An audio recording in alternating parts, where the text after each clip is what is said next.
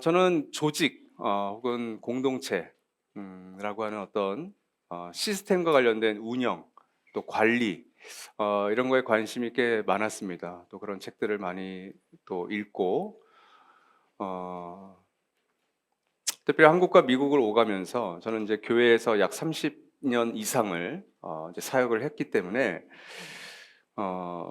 여러 교회들 또 여러 교단의 어떤 시스템들 또 그 리더들을 만나면서 더 그런 관심이 증폭이 되었던 것 같습니다. 어떤 리더가 그 조직의 수장으로 있으면서 어, 그 조직이 살아나는 것도 경험하고 또 그 자리에 맞지 않는 사람이 리더가 되어서 또 그 조직이 망가지고 또 깨어지는 것도 또 보게 되고요. 이런 건강한 공동체 혹은 조직 문화를 만드는 하나의 열쇠가 있다면 뭐 많은 열쇠가 있겠죠. 여러분은 어떤 것이라고 생각하십니까? 제가 딱 하나를 꼽자면, 음, 월급을 생각하는 것 2배 이상으로 주면 저는 정말 좋은 조직이 될 거라고 생각합니다. 근데 그건 아니고요. 사람 귀할 줄 아는 곳. 그게 다 포함되겠죠. 그 사람 귀하게 여기는 방식은 다 다를 겁니다. 근데 어쨌든, 사람을 정말 귀하게 여기는 것. 그게 어쩌면 그 조직, 그 공동체에 정말 건강한 문화로 만드는 지름길이 아닌가 싶습니다. 제가 어떤 책을 읽다가 직원들이 가장 듣고 싶은 말 1, 2, 3위를 제가 보통 이런 거 잘 안 하는데 이거 한번 해봐야 되겠다. 그래서 우리 옆에 있는 분들한테 이렇게 한번 얘기해 보는 겁니다. 앞뒤에 뭐 어쨌든 3위가 이거예요. 격려. 뭐 따라해 보십시오. 괜찮아. 실수할 수도 있지. 진짜 그렇게 생각하세요? 부부간에도 실수할 수 있고, 뭐, 가정교회 안에서도 실수할 수 있고, 뭐, 그죠? 교회에서 실수할 수 있는데, 뭐, 이럴 수 있다. 2위, 감사인데, 이렇게 인사해 주십시오. 이번 일은 자네 덕분에 잘 끝났네. 우리 고은자매님 왜 이렇게 웃으세요? 오늘 실수한 사람들이 있었군요, 찬양팀에. 1위가 이거예요. 따뜻한 칭찬인데, 수고했어. 역시 자네 최고야.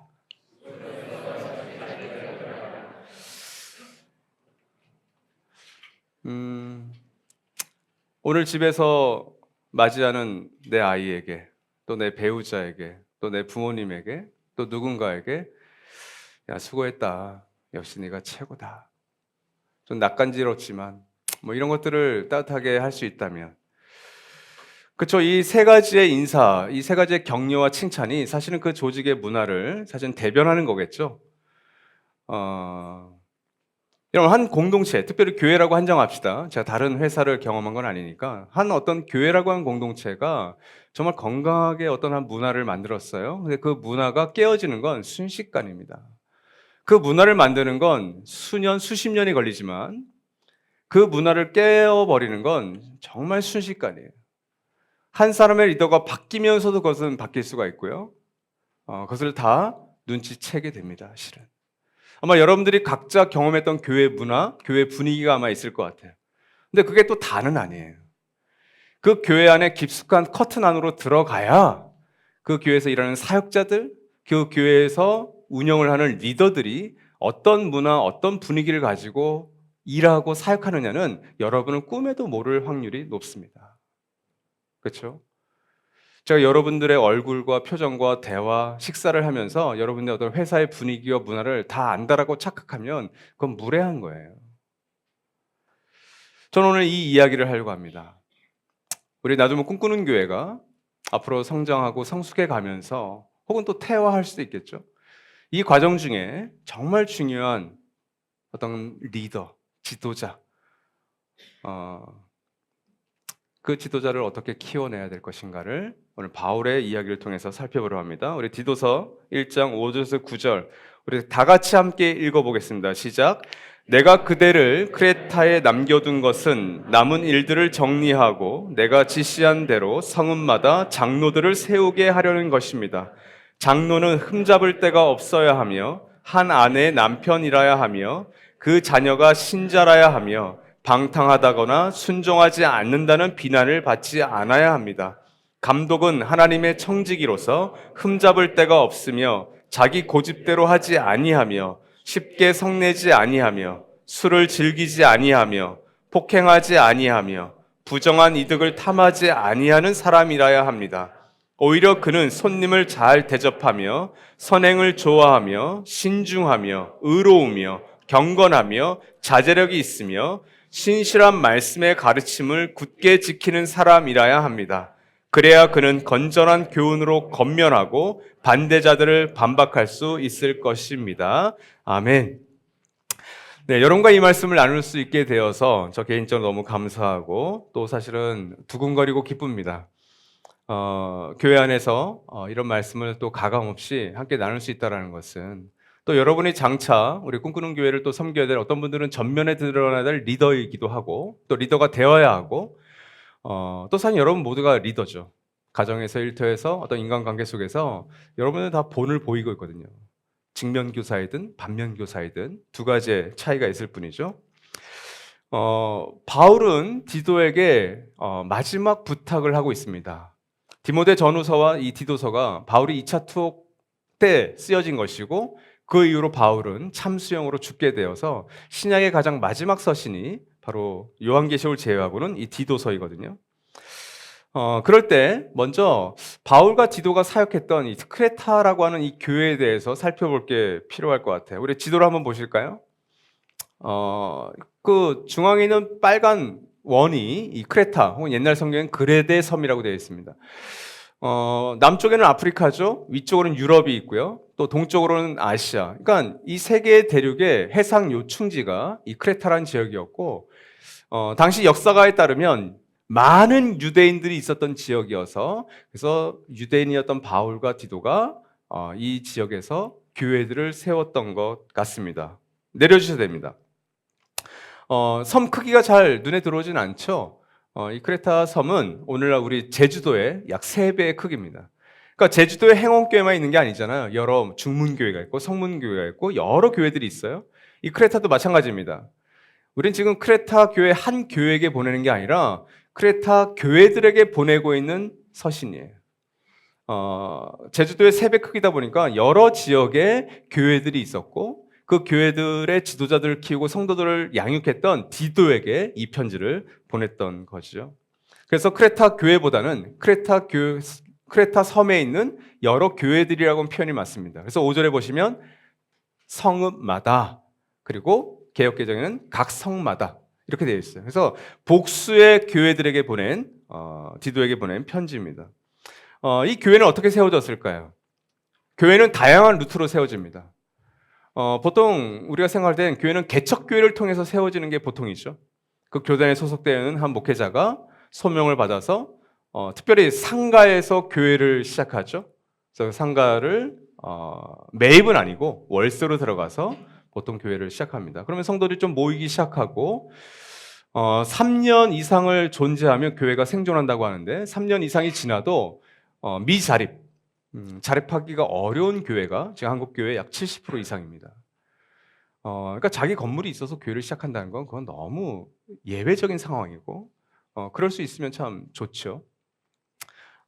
크레타 교회는 성도들이 먼저 세운 교회입니다. 사도행전 2장 11절에 나오는 사도행전 2장이 뭐가 있죠? 교회 다니시면 아시는 오순절 성령 강림 사건 때 각 방언으로, 각 언어로, 랭귀지죠. 각 언어로 하나님의 성령을 받았던 사람들이 있었어요. 그래서 그곳에 왔던 사람 중에 하나가 이 크레타 섬 출신이었어요. 그러니까 자기 고향으로 돌아가서 교회를 세운 거예요. 아마 여러 교회가 이제 세워진 것 같고 유대인들이 많고 교회가 세워지니까 이 교회 전문가였던 바울과 디도가 가서 1년 남짓 사역을 했던 것 같습니다. 왜 1년 남짓이라고 학자들이 추정하자면 여기서 결국 장로들, 리더들을 세우라고 하잖아요. 감독들을 세워라. 리더를 세울 만큼의 너무 짧은 사역의 시간이었던 거예요. 나주목 꿈꾸는 교회도 마찬가지입니다. 나주목 꿈꾸는 교회가 7년 전에 이곳에 교회를 세울 때 리더감이 없었어요. 죄송합니다. 우리 소희서 목사님, 박지영 목사님. 리더감이 없었기 때문에 그 당시 나들목 교회에서는 뭘 했죠? 그 당시 나들목 교회의 상임위원이자 운영위원이셨던 우리 정경훈 목자님을 1년 동안 이 교회에 파송을 시켜주셨던 거예요. 그 부분에서 저희는 너무 감사하죠.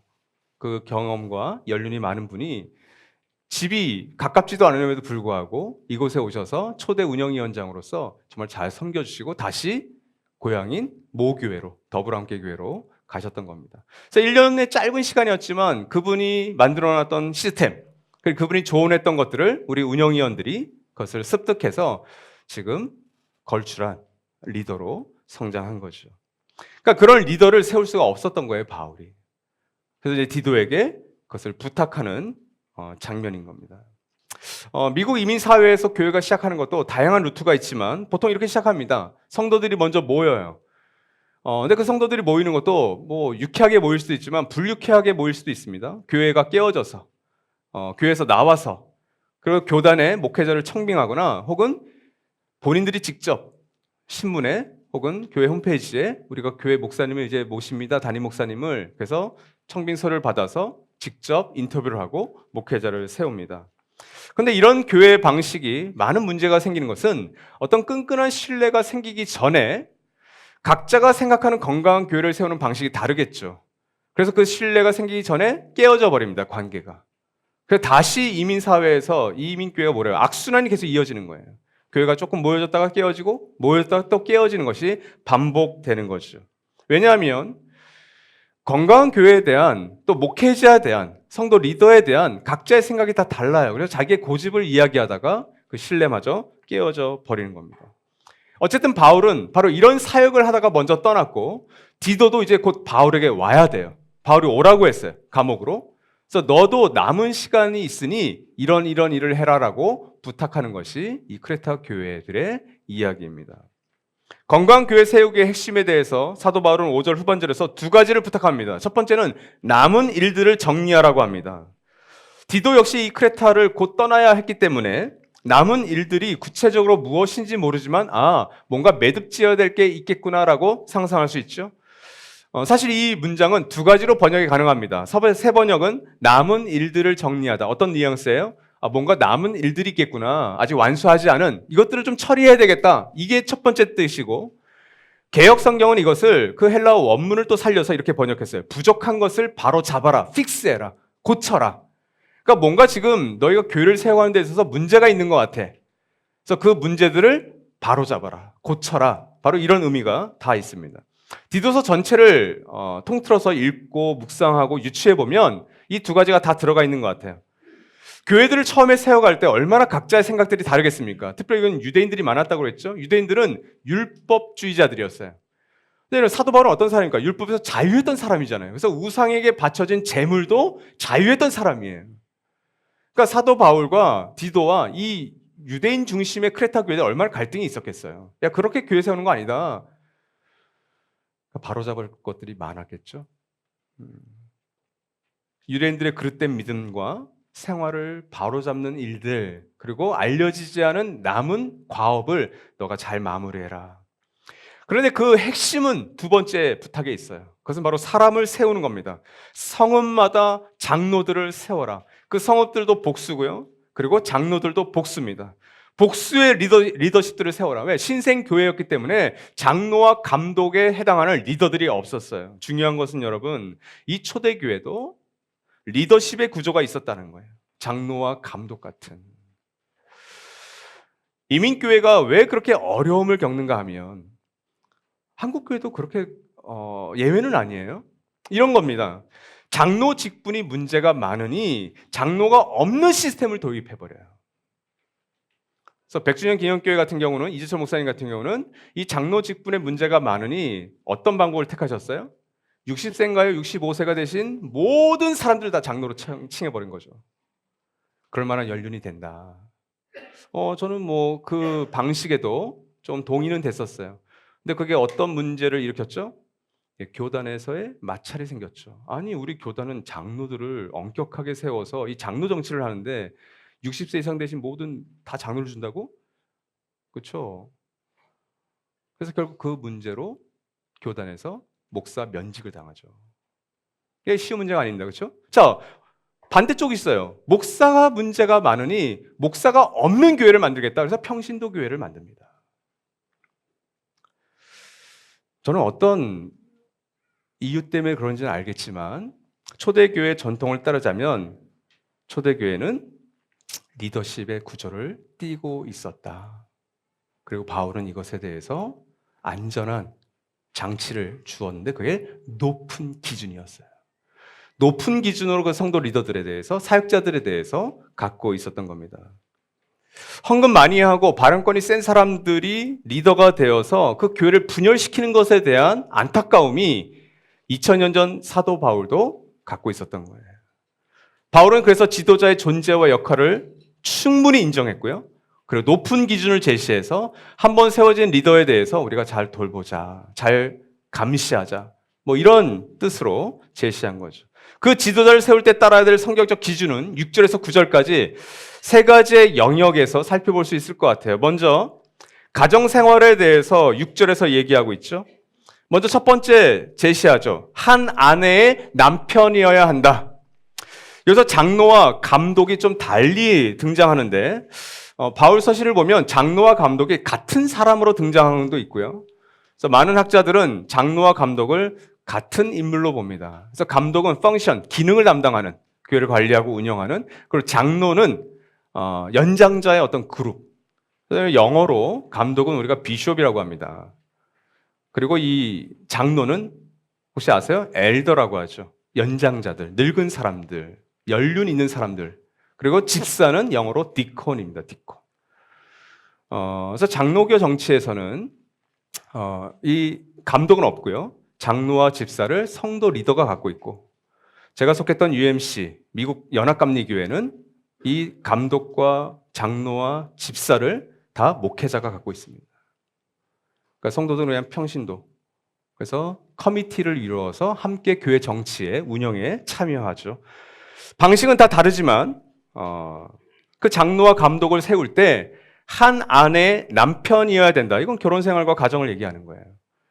그러니까 여기 한 아내의 남편이 아니신 분들은 감독과 장로가 될 수 없는 거예요. 그렇죠? 성경적으로 얘기하면. 그러나 다른 서신에서 디콘, 이 집사 직분에 대해서는 한 남편의 아내이어야 된다. 그래서 여성도 집사 직분을 받을 수 있겠습니다. 사도 바울은. 그래서 이런 고린도에서 편지를 가지고 로마서를 가지고 갔던 베베라고 하는 이 PP죠, 영어 이름. 이 베베 집사가 집사였어요. 디콘이었습니다. 그리고 두 번째가 이제 권리죠. 제가 이 말씀을 읽으면서 굉장히 걸렸었는데 오늘 우리 박창재 가족의 말씀을 듣고 굉장히 위로를 많이 받았습니다. 그 자녀가 신자라야 하며 방탕하다거나 순종하지 않는다는 비난을 받지 않아야 한다. 근데 이 방탕하다거나 순종하지 않는 비난을 다 자녀를 수식하고 있는 거예요. 그러니까 우리 자녀 가운데 진짜 방탕해. 이건 진짜 방탕이에요. 방탕하고 그리고 엄마 아빠한테 순종하지 않아. 그럼 그런 사람들은 장로와 감독으로 세우면 안 된다는 걸 얘기하는 거예요. 어떤 분이 이렇게 얘기할 겁니다. 목사님 이제 지도자 자리에서 내려오셔야겠네요. 우리 아이들 상황을 여러분 다 아시잖아요. 아실 분들은. 저도 얘기하죠. 네 아이는. 이게 이렇게 단순하지 않습니다. 아까 얘기하셨잖아요. 우리 아이들이 사춘기 시절에는 반항하고 방탕하고 불순종하는 게 이게 은사예요. 이 아이들의. 얼마나 그 은사를 잘 발휘하는지. 근데 이제 시간이 지나면 아이들이 철이 들기도 하고 또 깨닫기도 하죠. 그러니까 전 여정을 다 봐야 되는 거예요. 근데 이 자녀에 대한 이 부분이 중요하다는 거죠. 왜냐하면 자녀는 그 부모의 일거수일투족을 보잖아요. 그 이야기를 하는 겁니다. 가정은 어떤 곳인가요? 사람이 태어나서 그 한 사람이 죽는 순간까지 성장하고 성숙하는 어떤 좋은, 그러지만 아픈 훈련장, 실험실이 아닌가 싶어요. 그래서 저는 어렸을 때부터 이런 얘기를 많이 들었습니다. 교회에서. 주님의 일을, 교회 일을 열심히 하면 하나님께서 그 가정도 다 책임져 주셔. 이건 거짓말일 수 있어요. 그래서 여기에 위로받아서 교회를 너무 열심히 하지 마십시오. 그러나 이거에 또 반발해서 교회를 또 너무 등한시하지 마십시오. 헌신을 가장한 무책임함을 회피하는 걸 수도 있지만 정말 하나님 앞에 좋은 마음을 가지고 내가 헌신할 때 헌신함으로 내 자녀에게 내가 조금 못해주는 것들을 하나님께서 다른 것들로 채워주실 수 있지 않습니까? 저는 그런 신비의 영역을 인정합니다. 근데 여러분, 이제 시대가 바뀌었어요. 이 두 가지의 어떤 기준을 우리가 달리 생각하셔야 돼요. 무슨 말입니까? 이제는 여성도 목사가 돼요. 최근에 우리 장로교회 총신 측에서 사람이라고 하는 걸 남성으로 바꿔서 여성이 목사가 되는 길을 막아버렸습니다. 총회를 통과시킨 거예요. 그럼 우리는 여자 목사님이 계세요, 우리 교회는. 총회, 총신에 속한 어떤 교회들에서는 여자 목사를 인정하지 않기 때문에 이 여자 목사님이 다른 교단에서 안수를 받고 왔음에도 불구하고 그 여자분을 전도사라고 불러요. 자기 목사인데. 자, 여성도 여러분 얼마든지 리더가 될 수 있습니다. 그 우리 마을직이 5분 가운데 남성이 1분이시고 여성이 4분이세요. 이 원칙을 따르면 오늘부로 우리 마을직이 다 내려놓으십시오. 남성으로 다 바꿀 테니까. 그리고 여러분도 교회를 다 바꾸시겠죠? 자, 미혼과 비혼이 결혼의 대안이 되는 상황입니다. 그럴 때 한 아내의 남편, 한 남편의 아내가 무슨 기준이 되겠어요? 그건 다른 기준을 봐야 되는 거예요. 그 미혼과 비혼, 싱글인 분들은 다른 기준. 예를 들어 그 회사에서 지인들, 가까운 어떤 지인들과의 어떤 평판을 보면서 리더로 이분을 세울 수 있는지를 봐야 되는 거죠. 그러나 여러분, 이 가정생활이라는 거, 가장 가까이서 나를 지켜볼 수 있는 그 관계 속에서 지도자의 어떤 소양을 체크하는 것은 중요하겠죠. 두 번째는 사회생활입니다. 이것은 인격과 성품에 관한 문제인데 그 인격과 성품이 어디서 드러나요? 예, 사회생활에서 드러나잖아요. 그래서 피해야 할 것, 부정적인 것 5가지와 추구해야 할 것 6가지를 사도 바울이 속사포처럼 다룹니다. 피해야 할 것, 첫 번째, 자기 고집대로 하지 아니하며예요.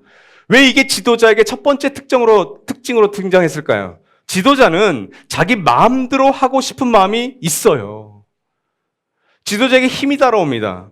그 힘은 특별히 돈과 정보예요. 그 힘이 지도자에게 있다니까요. 근데 자신의 뜻대로 하고 싶은 거죠. 그게 편하니까. 두 번째는 쉽게 성내지 아니하며 혈기예요. 그렇죠. 여러분도 다 혈기가 좀 있으시죠? 지금이야 혈기 가라앉히고 계시지만 제가 이렇게 뭐 꼬집고 그러시면 아마 집에서 다 혈기를 내실 겁니다. 혈기 내지 마라. 술을 즐기지 아니하며, 이건 문자적인 술도 해당되겠지만 오늘날 다양한 중독의 문제들, 여러분이 어떤 것에 중독되어 있는지 제가 알 수 없어요. 근데 다양한 것에 우리가 탐닉되어 있고 거기에 중독되어 있단 말이죠. 거기서 내 돈과 시간과 에너지를 많이 쏟는단 말이죠. 거기에 즐기지 마라.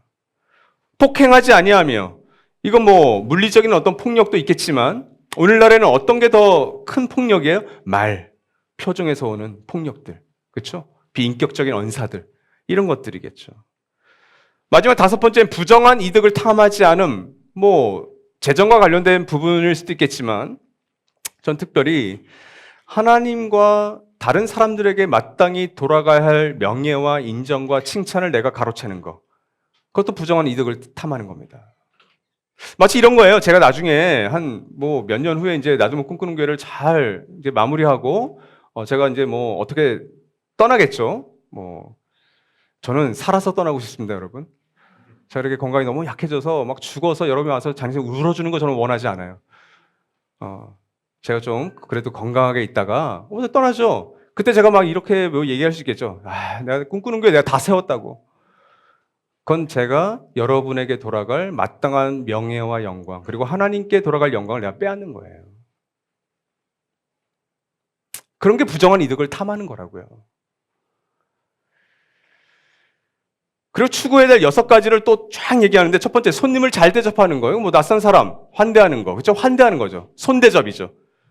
선행을 좋아함. 설명이 뭐가 필요해요? 착한 일 하는 거. 우리 리더들은 착한 일 해야 돼요. 세 번째, 신중하며. 이건 술에 취한 상태와 대조되는 거죠. 신중해야 된다. 경거망동해서는 안 되죠, 리더가.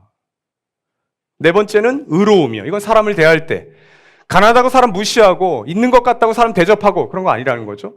또한 5번째, 경건하며. 지난주 말씀드렸죠. 하나님에 대한 태도, 하나님의 성품을 담는 거, 예수 그리스도 닮아가는 거. 그리고 마지막 여섯 번째는 자제력이 있으며, 아까 신중하며와 자제력이 연결되죠. 술에 취하면 자제력이 없어요. 근데 자제력이 있다는 건 뭐예요? 자신을 철저하게 통제하고 절제한다는 걸 얘기합니다. 이런 걸 통해서 인격과 성품이 어떻게 돼요? 사회생활을 통해서 드러나잖아요. 마지막은 신앙생활입니다. 자, 1부 때도 여쭤봤는데, 여러분, 신앙생활과 영성생활은 눈에 보일까요? 눈에 잘 드러날까요? 대현 형제님. 신앙생활, 영성생활이라는 게 눈에 잘 드러나요? 잘 보여요? 아, 이것도 문제가 있는데, 잘 안 드러나면? 그럼 우리는 무슨 기준으로 리더를 세워요? 잘 안 보인다면서요? 아, 제가 화내는 거 아닙니다, 여러분? 1부 때도 그러셨어요. 잘 안 보인대요. 그럼 우리는 무슨 기준으로 리더를 세워야 되나요? 반은 맞고 반은 틀릴 수도 있죠?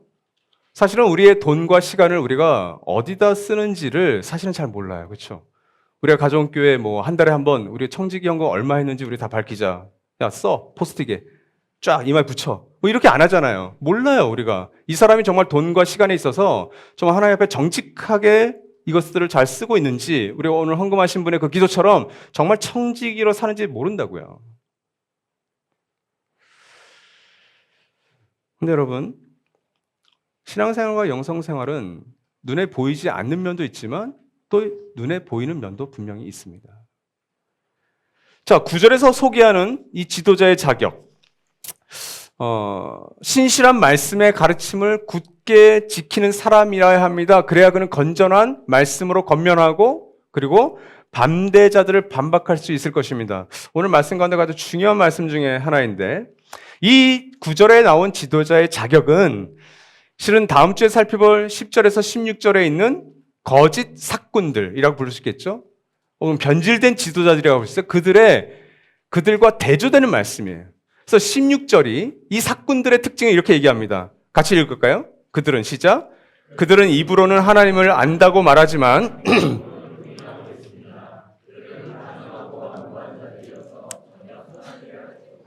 자, 이 사꾼들의 특징이 뭐예요? 입으로는 하나님을 안다고 말하지만 행동으로는 부인하고 있대요.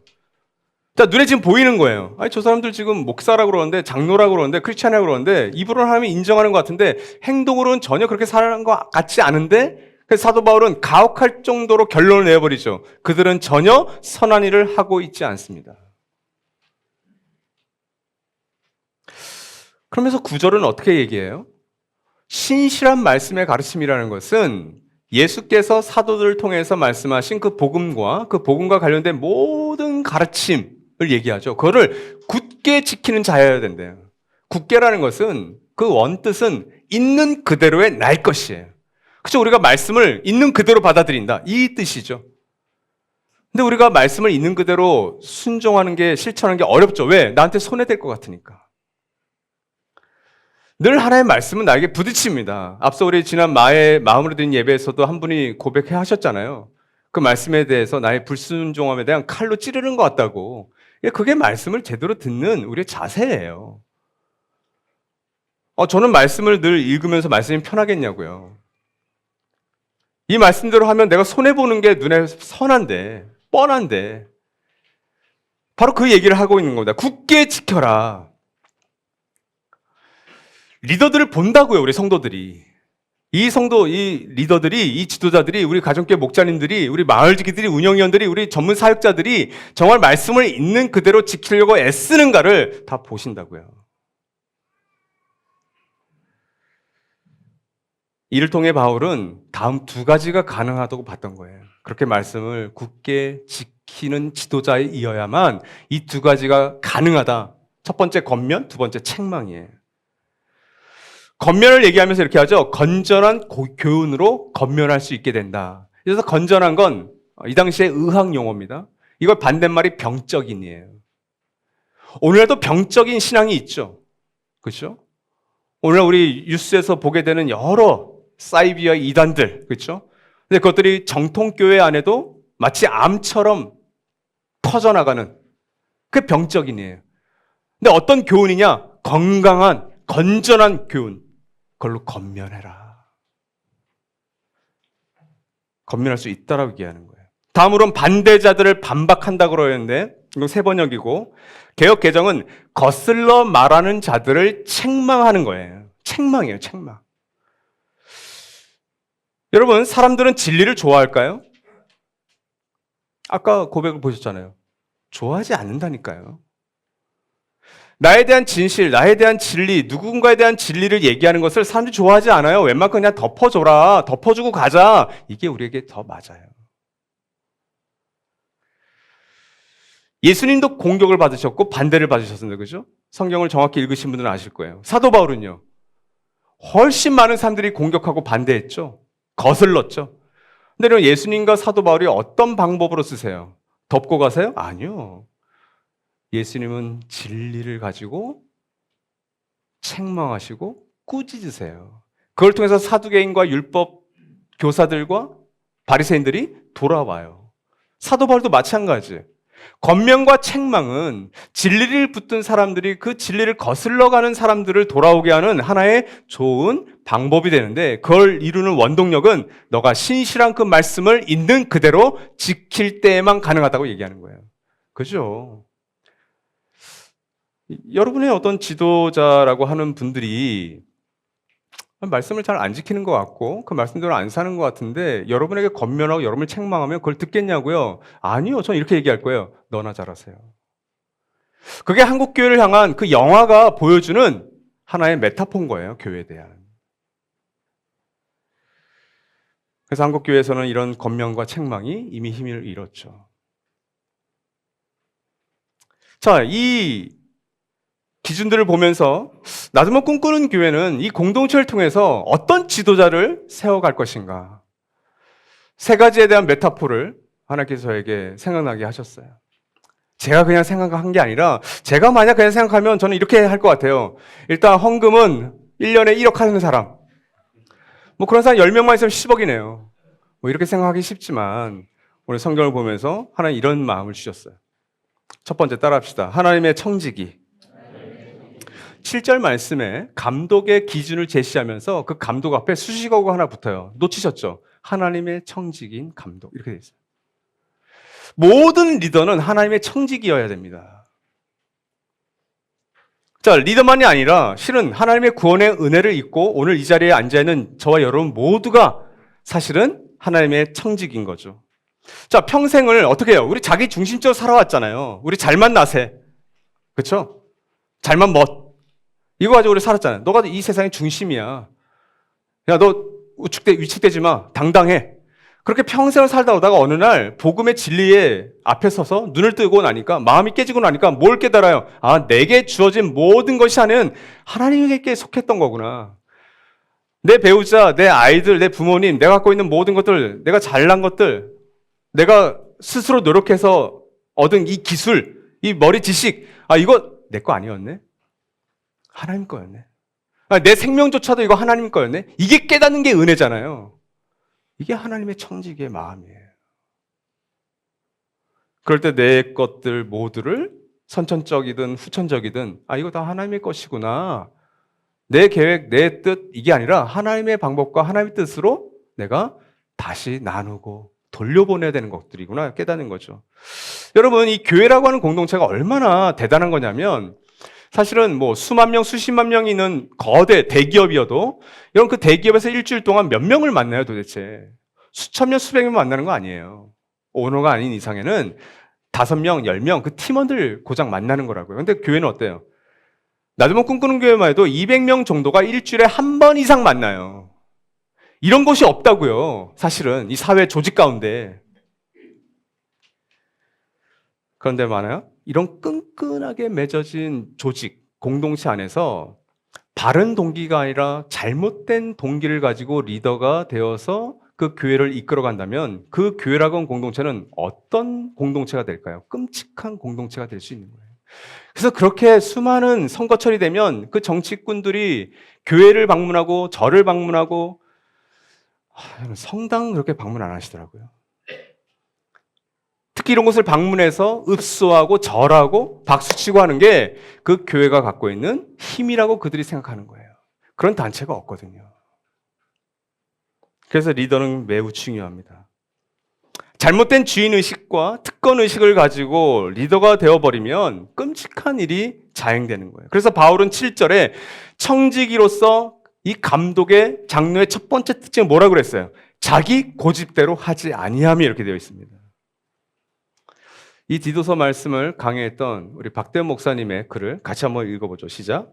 지도자는 공동체를 향한 하나님의 뜻을 충분히 잘 알고 있다고 믿어서는 안 되며 그것을 이루기 위한 방법을 자신이 가장 잘 알고 있다고 생각해서도 안 됩니다. 그것은 자신은 더는 듣지 않아도 성장하지 않아도 될 만큼 충분하다는 착각에서 나온 생각이기 때문입니다. 아마 여러분이 어떤 한 조직의 대표라든지 어떤 한 작은 공동체의 리더의 경험이 있었다면 어때요, 여러분? 누군가가 나에게 싫은 얘기를 하면 불편하죠. 제가 예전에 한번 말씀드렸나요?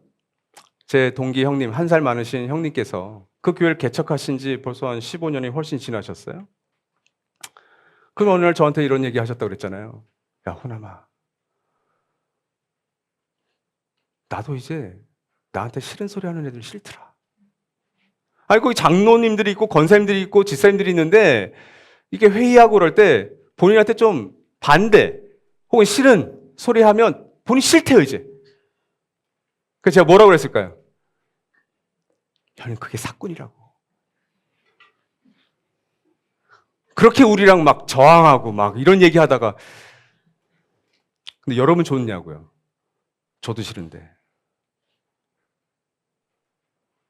어제도 우리 가정교회 하다가 제가 또 아내한테 또 약간 싫은 소리 했다가 또 아내가 싫어하고 또 아내가 저한테 싫은 소리 하면 저도 싫고 다 그런 거 아니에요, 그죠? 근데 그걸 걱정하고 있는 거죠. 여러분, 저는 이제 한 30년 이상을 목회를 해왔잖아요, 사역을. 그리고 이 가운데 제가는 누구보다 제가 전문가라고 생각합니다. 제가 나중에 꿈꾸는 곳에서 펼치고 싶은 계획들, 생각들이 저한테 더 많아요. 자, 그것을 제가 제 뜻대로 다 해버리면 이 교회가 건강해질까요? 아닐걸요.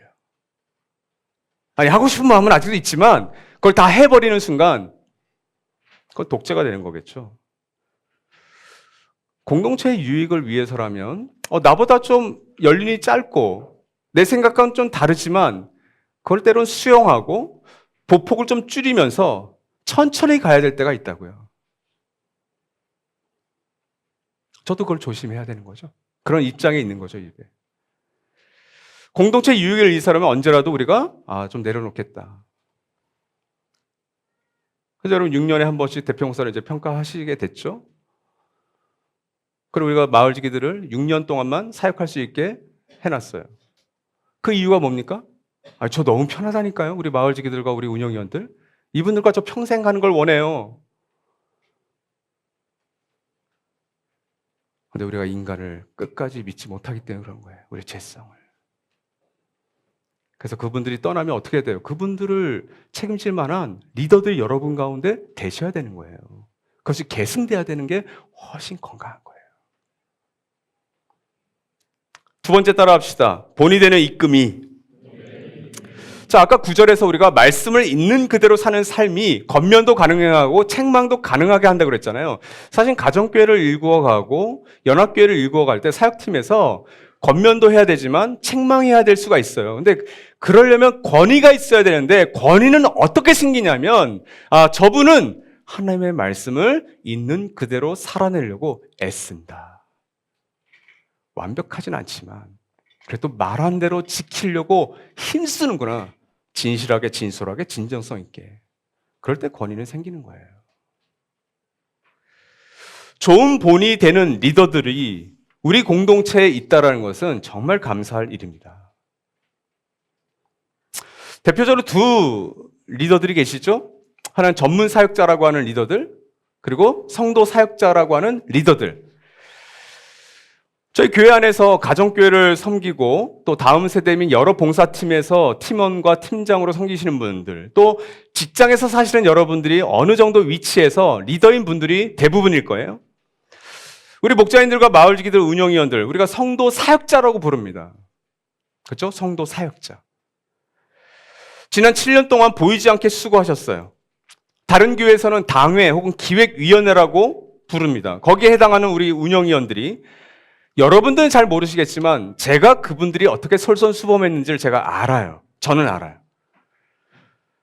정관절 여름 수련을 비롯해서 사람들은 다 늦게 오잖아요. 천천히 자기 시간에 맞게. 근데 이분들은 보이지 않는 곳에서 몇 주 전부터, 몇 달 전부터, 그리고 그 당일에까지 자기의 상황이 힘들고 어려워도 그 교회를 위해서 엄청나게 애쓰고 수고하셨단 말이죠. 저는 그분들을 알아요, 수고를. 그래서 제가 그분들의 수고와 영광과 명예를 제가 가로챌 자격이 없다고요. 그런 좋은 리더들이 있다는 거 참 감사해요, 그죠? 자, 사역의 또 다른 축인 우리 전문 사역자들은 어떤 분들이에요? 감사한지는 모르지만 이분들이 대부분 다 이중직이세요. 저는 이제 풀타임이잖아요. 목사님 목회에만 좀 오롯이 신경 써주세요. 저희를 위해서 말씀을 연구해 주시고 이 교회 안에 운영할 수 있도록 저희가 다 서포트하겠습니다. 이게 적은 거고요. 그러나 세대가 지나면서 또 교회가 그분들을 다 서포트할 수가 없기 때문에 이분들이 다 이중직이세요. 공동 육아자들, 주부도 계시고요. 개인 사업체 대표도 계시고요. 선교단체 풀타임 근무도 하시고요. 또 여러 파트타임 근무도 하십니다. 그 가운데 이 사역을 소명으로 사역하시는 분들이 전문 사역자들이에요. 교회를 세워가는 데 있어서 운영하는 데 있어서는 여기에 회사의 대표도 계시고 중직사회에서 HR 전문가도 계셔서 그 조직을 운영하는 건 여러분이 전문가라 칩시다. 그러나 교회를 운영하고 교회를 관리하고 교회를 세워가는 데 그분들이 전문가예요. 최근에 한 분이 사역 시간과 근무 시간이 겹쳐서 자신의 시간을 좀 옮겨서 근무를 했어야 돼요. 그래서 그것을 이제 좀 빼주는, 근데 이분이 저는 그것을 이제 남소연 목사님께 다 이름을 했습니다. 사역자들의 어떤 그 근태 관리에 대해서는 총괄이시니까 총괄님께 말씀드리고, 땜빵 채워라. 제가 지금 속어를 썼네요. 이렇게 카톡을 보내셨어요, 이분이. 목사님, 배려해 주셔서 너무너무 감사합니다. 사역에 전혀 지장 가지 않게 사역도 열심히 하겠습니다. 이게 뜬금없이 저한테 날라온 거예요, 카톡으로. 제가 이분의 상황을 다 알아요. 그 마음이 너무 귀해서 이렇게 답해 드렸어요. 지금도 너무 열심히 하고 있으니 너무는 빼고 열심히 해주세요. 교무여하죠? 더 열심히 하게끔.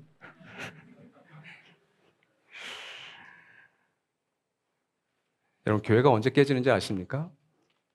교회는 눈에 보이게 깨질 때는 이미 이전에 깨어진 게 그냥 현상으로 나타날 뿐이에요. 제가 이민교회에서 또 이민사회에서 또 한국에서 수많은 교회들을 경험하면서 어떤 교회의 문화와 분위기가 깨어지냐면 성도라고 하는 그룹과 목회자라고 하는 그룹이 서로 견제할 때 교회는 이미 깨져 있는 거예요. 저는 그걸 안 하기 위해서 지금도 애쓰고 있는 거예요. 제가 임시 운영위원장이신 우리 최지영 목자님을 감시하고 견제하기 위해서 보자, 우리 은혜를 잘 키우고 있나, 은혜가 불순종하고 있는지, 비난받고 있는지, 남편과의 관계는 좋은지 견제하고 감시하고 있는 게 아니라고요. 우리 세 분의 운영위원들이 보자, 우리 대표 목사님 똑바로 하고 있는지 견제하고 감시하고, 가끔 아내한테 전화해서, 예준이한테 전화해가지고 네 아빠 똑바로 하고 있냐? 근데 여러분, 불행하게도 제가 아는 한 많은 교회들은 서로 견제합니다. 견제할 건 부추깁니다. 목사를 못 믿을 것으로, 목회자들은 성도들을 수준 낮은 사람들로.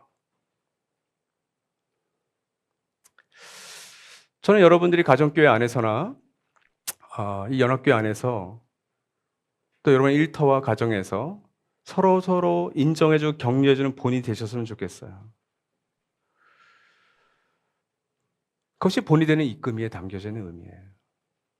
그래서 많이 인정하시고 격려해 주십시오. 왜 그러냐면 이 세 번째 때문에 그래요. 따라합시다. 공동체의 열매. 리더는, 지도자는 공동체의 열매입니다. 정말 열매예요.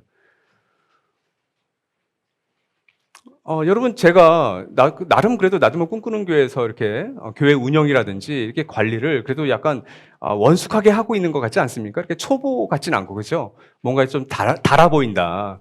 뭔가 산전수전 좀 겪은 것 같다 그래도 목사님이 뭐 이런 일 막 놀라지 않고 그럴 수 있었던 건 미국에서 제가 경험했던 그 예수사랑이라고 하는 교회에서의 담임 목사의 경험 때문이에요. 그 5년 동안, 그 9년 동안의 성도님들이 저를 그렇게 만들어 주셨다고요. 빚어 주셨다고요. 그 감사함을 제가 알기 때문에 그 감사함을 나도 꿈꾸는 교회에서 조금 마련할 뿐이에요.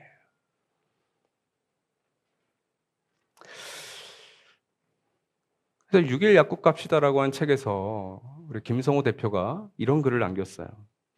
강연에 있죠.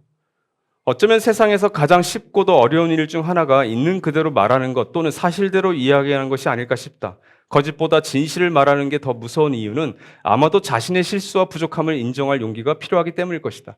이게 공동체예요, 사실은. 우리 기독교 용어로는 사랑 안에서 진리를 말하는 에베소 4장에 있는 말씀이죠. 사랑 안에서 진리를 말하는 것, 진실을 말하는 게 늘 어렵습니다. 근데 여러분, 지도자들의 변질과 몰락은 사실은 이 눈에 보이지 않는 이런 진실의 균열에서 시작돼요. 그래서 지도자가 세워졌다면 잘 보살펴 줘야 되는 겁니다. 견제할 수 있어요. 감시도 할 수 있어요. 그래서 그거에 따뜻한 인격적인 부분으로서 돌보는 것이고, 그리고 봐주는 거예요. 지도자는 하루아침에 등장하지 않습니다. 갑자기 나중에 나중에 꿈꾸는 교회에 대표 목사가 이제 2대, 3대, 4대, 5대 건너가야 될 거 아니에요. 갑자기 2대 대표 목사가 나타나지 않는다고요. 만약 그분이 외부에서 오는 거라면 그 외부에서 제가 경험했던 예수사랑교회 같은 그런 공동체가 길러주신 것이고 우린 감사해야 되겠죠. 만약 우리 내부에서 등장한다면 이 내부에 있는 여러분들이 그 지도자를 길러주시는 거예요. 그래야 좋은 지도자가 나오는 겁니다. 이를 위해서 여러분께 부탁의 말씀을 드립니다. 우리 안에 있는 전문 사역자들을 인정하고 격려해 주셔야 돼요. 그분들이 좋은 지도자가 될 수 있도록 그분들도 한국교회 여러 형편없는 모습들과 좋은 점들을 다 경험한 분들이거든요. 그래 여기서는 좀 좋은 것들을 보면서 좀 안정되고 잘 성장할 수 있도록 투자도 해드리고 그리고 잘 세워질 수 있도록 우리가 기도해주고 응원하는 게 필요하죠. 그렇다면 전문 사역자들은 뭘 해야 돼요? 한국교회에서는 평신도를 병신도라고 부르는 습관이 있었습니다. 이 귀하게 교회를 위해서 헌신하는 그 평신도를 왜 병신도라고 부르냐고요.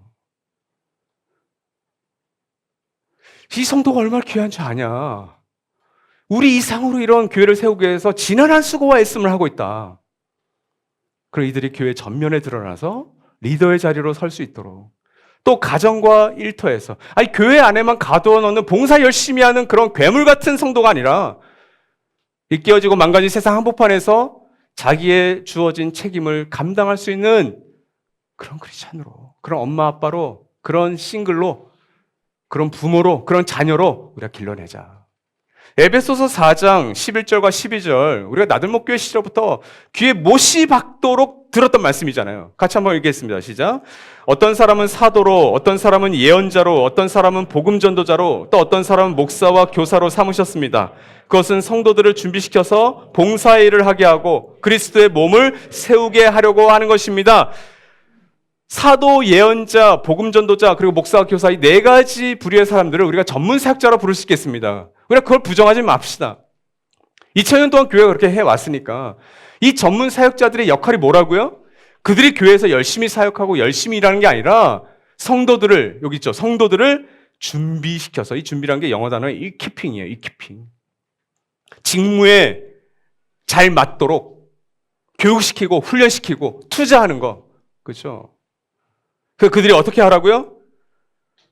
봉사의 일을 하게 하고 그리고 그리스도의 몸을 세우게. 그리스도의 몸이 이거 교회잖아요. 교회를 세우게 하는 거.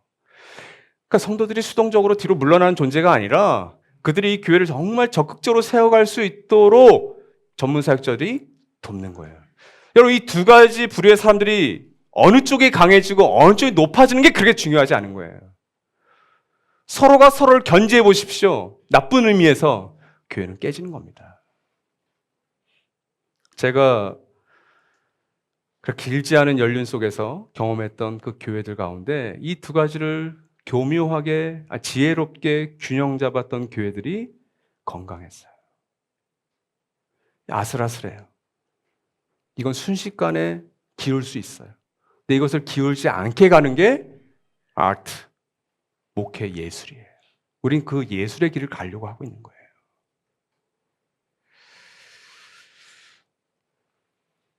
저는 야구를 굉장히 좋아합니다. 야구에 진심인 사람이에요. 저희 야구 팀은 저 멀리 계세요. 태평양 건너 LA 다저스예요. 최근에 안타까운 일이 있었죠? 9월 19일 다저스의 18년 동안의 에이스 우리 클레이튼 커셔님께서 은퇴를 선언하셨습니다. 그리고 어제 마지막 홈 경기를 했어요. 11번의 올스타 하셨죠?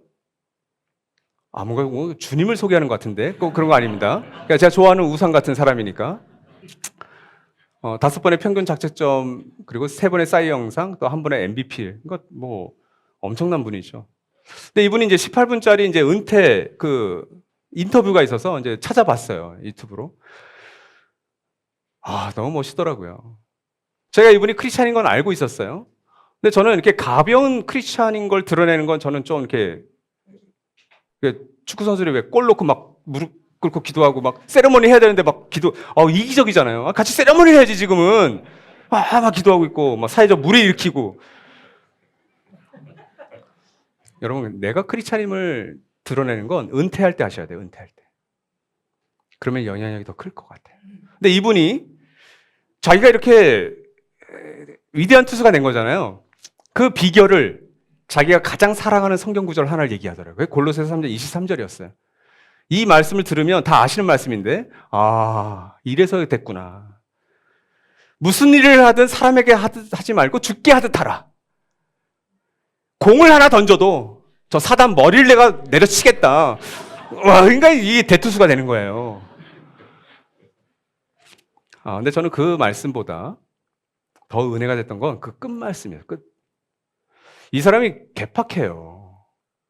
원래 이런 분들은 다 좀 괴팍합니다. 그렇죠? 근데 여러분 유심히 보신 분들은 알겠지만 메이저리그에서는 이 투수들을 건드리지 않습니다. 계속 집중하기 때문에 1회에서 9회까지 던진다고 하면 누구도 가까이 가지 않아요. 건드리지도 않고 말도 걸지 않아요. 감독도 뭐 잘하고 와도 가만히 있습니다. 그냥 지나가요. 근데 타자들은 맨날 이제 하이파이브 하고 막 머리 때리고 이러잖아요. 투수는 그러지 않아요. 그러니까 얼마나 예민하겠어요. 그래서 막 뒤에서 실수하고 있으면 막 화내고. 근데 이런 얘기를 하죠. 내가 이상한 사람 아니었냐고. 근데 나를 참아준 사람들이 당신들이라고. 저 눈물 날 뻔했어요. 정말 진짜. 역시 커셔야.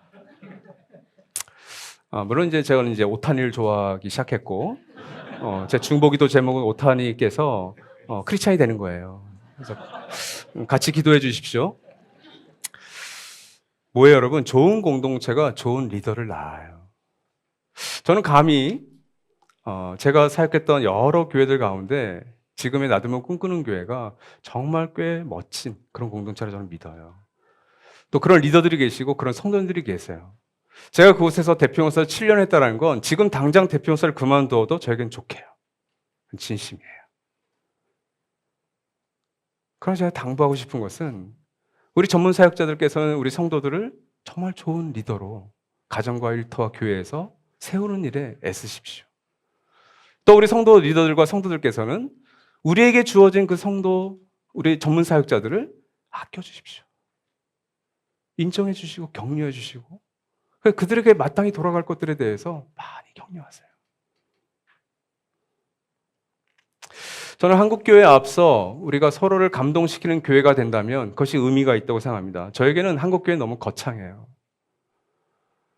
저는 한국교회에 대한 관심이 있지만 그러나 지금은 한국교회를 생각하기보다는 우리 꿈꾸는 공동체 안에서 서로가 서로를 성도들과 전문사역자들이 성도사역들이 서로가 서로를 인정하고 격려하고 좋은 지도자가 되게끔 같이 세워주고 빚어가는 그것이 앞으로의 무너져가고 있는 한국교회를 향한 작은 희망의 씨앗이라고 믿기 때문에 그래요.